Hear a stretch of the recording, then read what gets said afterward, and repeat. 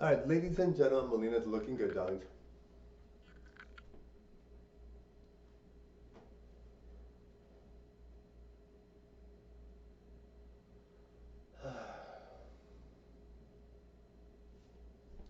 All right, guys, feeling beautiful, darlings.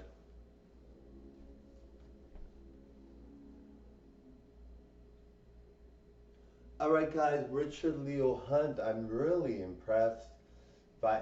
He seems like a really kind of mature person too. A lot of celebrities are in it for the money. They're in it for what they can get, and they're in it for all these reasons. He seems like a well-rounded person. Maybe he's older, that's why, but he seems like he's got it together. Like he seems like he's very mature. He seems like he's very responsible. Like with the way he talks about people criticizing him. Some people really get upset and really get really upset about it and say something they might regret because it sounds sort of foolish. But he's kind of like got this philosophy that most people aren't mean, and they just really are scared to perform, and they would like to but they never do, so they get mad at people that are performers, and that's what they do. And it's kind of like, yeah, maybe that's true. So maybe there's going to be a lot of people that he's helped over, because a lot of people will say those people are haters and make comments, and that really doesn't make people feel good. Like, I wouldn't, if I was shy to be on camera and not wanting to be a YouTuber because I was shy, and then I say negative comments because I'm shy, but really all I want to do is be on YouTube, but I just criticize people that are YouTubers, then it's nice to know that there's someone out there that's like, hey, if you're shy and you're not mean, give it a try. And it's like, hey, that's cool.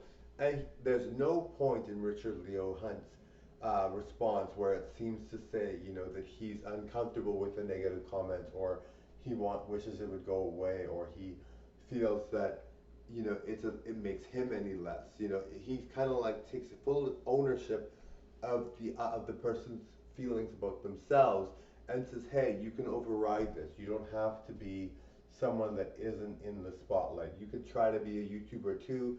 You could try to figure out ways to be a YouTuber instead of being all nasty and rude. It's kind of like refreshing, actually. The funny thing is, when we see these people coming in the limelight and they seem healthier than everybody else, mentally, not just physically, but mentally, then it's kind of nice because you learn from those people, right?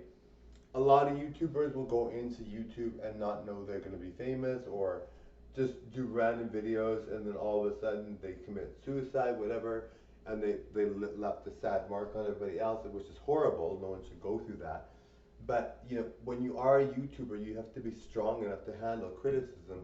You have to be strong enough to and mature enough, and you have to be able to sort of like say, hey, if I'm famous, this is what I'm gonna do, and I'm gonna be celebrating it, not being upset. It's really sad to see people that are young dying because they're YouTubers and they can't handle it. And I understand it's obviously not easy, but if you're famous, you should feel privileged. You should feel like, hey, I got somewhere on my own. I really did this myself, and I'm really proud of myself. And I'm going to share my achievements with the world and overcome things by being a humanitarian, being someone that is really giving. And even if you're not giving, maybe some people just want all the money to themselves. Being someone that really entertains so that the masses can learn from you, and that the masses can feel like, hey, you do offer something to the world. Hey, you do bring something really great that no one else has in the world. Thank you for watching. Bye now.